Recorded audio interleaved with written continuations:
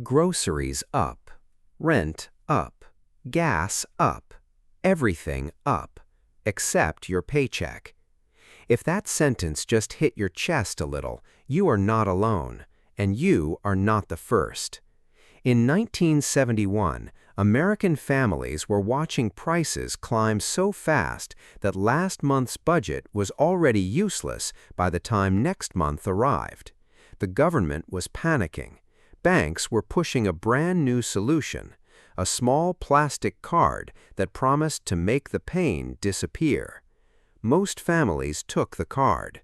One grandmother did not. Instead, she pulled out a stack of plain envelopes, wrote 7 specific words across 7 of them, and built a system so airtight that inflation never once touched her family's stability. Not in 1971, not in 1979, not in any economic crisis that followed. She called it her zero-card life. No debt, no interest, no bank reaching into her future to pay for her present.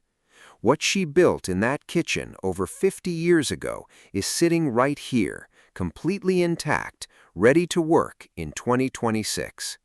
And nobody taught you this.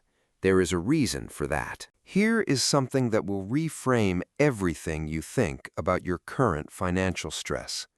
1971 was worse. Not slightly worse, genuinely, historically, devastatingly worse for ordinary working families trying to hold a household together on a single income. That year, President Nixon did something economists still argue about. He cut the US dollar loose from the gold standard entirely. Overnight, the rules of money changed in ways that most Americans did not understand but immediately felt. Prices began climbing faster than wages could follow. Inflation that had been creeping suddenly started running. A bag of groceries that cost $8 in January cost $11 by October. Gas lines stretched around city blocks. Heating bills doubled. Landlords raised rents mid-lease because they could. The financial ground under ordinary families shifted without warning and without apology. Middle-class stability, the kind that the post-war boom had made feel permanent, suddenly felt fragile in a way nobody had expected. Banks saw an opportunity. Credit cards, which had existed in limited form through the 1960s, became aggressively marketed to working-class households in exactly this moment of vulnerability. The message was smooth and perfectly timed. Prices are rising. You deserve to keep living well. We can help. But one grandmother refused to lose. She had watched what happened to neighbors who borrowed their way through hard times. She had seen the relief on their faces when the card arrived and the panic on their faces 18 months later when the balance had quietly tripled. She chose differently. And what she chose instead was so simple, it almost sounds like a joke. Not once. Not for emergencies, not for convenience, not even when the store clerk looked at her like she was from another century. Her name was Dorothy.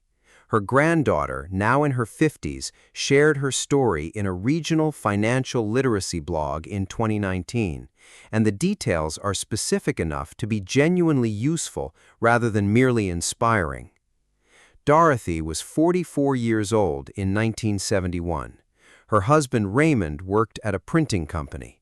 Their combined household ran on roughly $140 a week after taxes, 2 teenagers still at home, a mortgage with 8 years left, a car that needed new tires.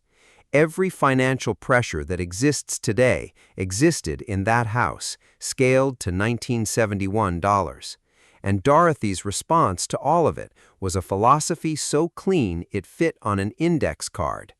If the money is not already in my hand, I do not spend it. That was the entire zero-card system at its philosophical core. Cash only, always, without exception, without negotiation, without the quiet convincing that happens when a purchase is only $12 a month and feels nearly free. The zero card name came from her daughter, who coined it years later when explaining her mother's method to a friend. Zero cards, zero debt, zero interest paid to anyone for anything. And this changed everything about how Dorothy experienced inflation. Because when you carry no debt, rising prices are painful but survivable. You adjust your spending to match reality. When you carry debt, rising prices are catastrophic because the cost of your past spending rises alongside everything else, compounding the pressure until the math simply does not work anymore. Dorothy never let the math stop working, not for 50 years. The marketing was everywhere. Department stores, television commercials, mailers arriving at kitchen tables across America with pre-approved offers printed in friendly, reassuring fonts. Banks in 1971 understood something about human psychology that most consumers did not, that the pain of paying feels completely different depending on whether you use cash or credit. When you hand over physical cash, your brain registers a loss. Researchers have documented this across dozens of studies since. The neural response to spending cash activates the same regions associated with physical pain. Mild pain, but real. When you swipe a card, that response is dramatically reduced. The money does not feel real in the moment. The consequence arrives 30 days later in an envelope, by which point the purchase is already consumed, the enjoyment already faded, and the balance somehow larger than you remembered agreeing to. Banks knew this intuitively, long before neuroscientists confirmed it. They also knew that a family carrying a credit card balance was a family paying them interest every single month, reliably, often for years, on purchases they could barely remember making. The card was not a convenience product, it was a revenue model. And the 1971 inflation crisis was the perfect moment to get it inside as many households as possible. Because families under financial pressure are families looking for relief, and the card felt exactly like relief. But Grandma saw straight through it. Dorothy had a phrase she used when the subject of credit cards came up, according to her granddaughter. She would say, "They want you to borrow from tomorrow to pay for today. I would rather wait for tomorrow and pay nothing extra." Her alternative was already sitting in her kitchen drawer. 7 envelopes, a pencil, and a system that inflation could not touch. You have probably heard of the envelope system. You split your cash into envelopes by category. When an envelope is empty, spending in that category stops. Simple, effective, used by families for generations before anyone put a name to it. Dorothy's zero-card version was not simple. It was surgical. Most envelope systems fail because they are too broad. People create 3 or 4 categories: groceries, bills, spending money, and the categories are loose enough that money migrates between them without accountability. The grocery envelope quietly funds a restaurant meal. The bills envelope gets rated for something that felt necessary in the moment. The system collapses not from lack of discipline, but from lack of specificity. Dorothy solved this by going narrower than anyone around her thought was necessary. She did not have a food envelope. She had separate envelopes for groceries, for meals outside the home, and for emergency food. 3 distinct categories with 3 distinct amounts that never touched each other under any circumstances. She did not have a household envelope. She had utilities, repairs, and what she called her ugly surprise envelope. Money set aside specifically for the expense she could not predict but knew was coming. Wait until you see all 7 categories. Because the genius of her system was not in the envelopes themselves. Any family could use envelopes. The genius was in how she defined the categories. Specific enough to prevent leakage, realistic enough to prevent failure, and structured in an order of priority that ensured the most critical obligations were always funded before the optional ones were even considered. The order mattered as much as the amounts. That is the part most people copying the envelope system never learn. Most people who try envelope budgeting use 3 categories. Dorothy used 7, And the difference between 3 and 7 is the difference between a budget that leaks and a budget that holds under genuine pressure. Envelope 1, she called it the foundation, rent or mortgage only, funded first, always, before any other envelope received a single dollar. Non-negotiable, untouchable, the number that never changed, regardless of what else happened that month. Envelope 2, utilities and heat. Separate from housing because the amount varied seasonally and needed its own tracking. Dorothy kept notes on last year's bills for each month, so she knew in August exactly how much the December heating envelope would need. Envelope 3, and this is the one her granddaughter specifically called Genius, the ugly surprise envelope. Every week, a fixed small amount went in. It never came out for anything that was not genuinely unexpected and genuinely necessary. Car repair, medical bill, broken appliance. This envelope is what kept Dorothy from ever needing a credit card for an emergency, because the emergency was already funded before it arrived. Envelope 4. Groceries. Strictly food purchased for home cooking.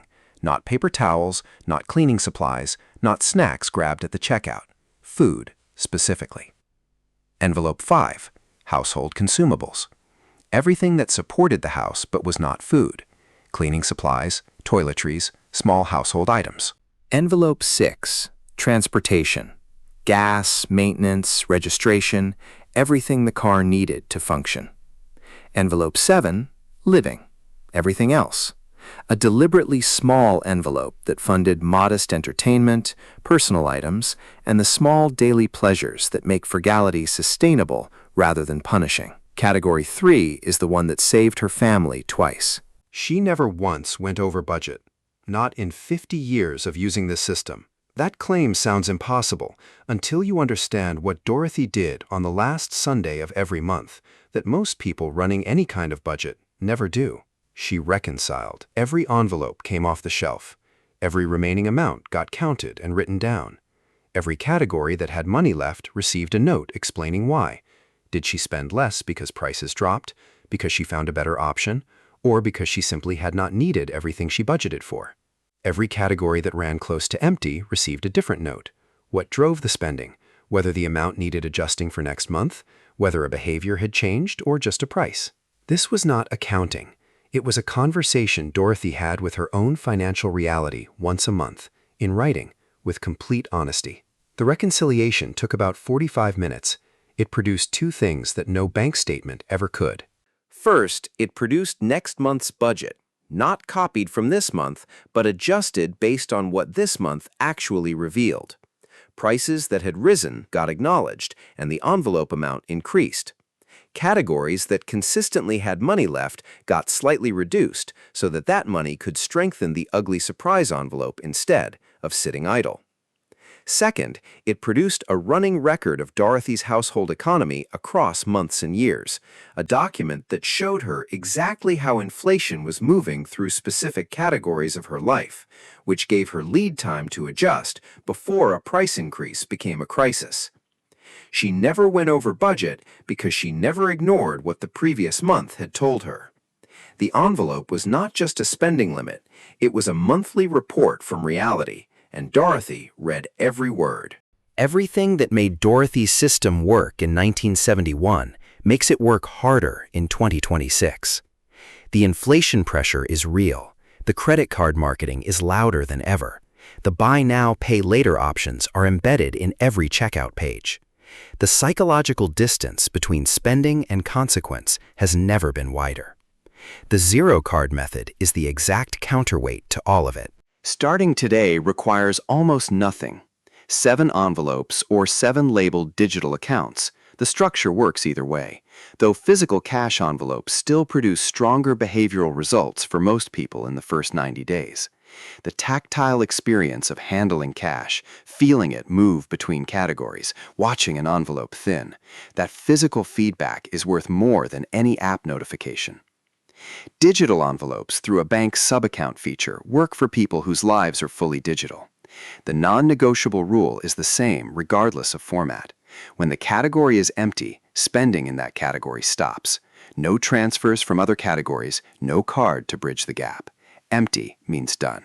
The ugly surprise envelope is the piece most modern budgeters skip, and the piece most responsible for why they eventually reach for credit.